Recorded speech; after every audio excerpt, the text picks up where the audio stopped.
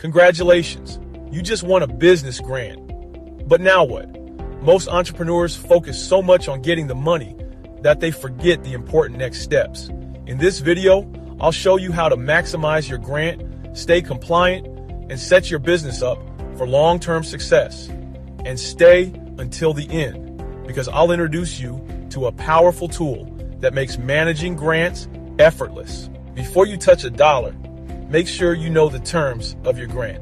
Some funds have specific rules on how they can be spent, and failing to follow them could mean giving the money back. Read everything carefully so you don't run into problems later. Now that you have the funds, be strategic.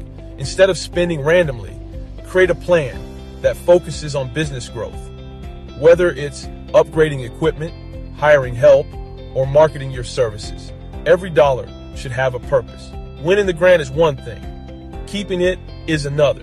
Keep records of how you use the money, receipts, invoices, and any required reports. This helps if the grant provider ever checks in and makes it easier to get future funding.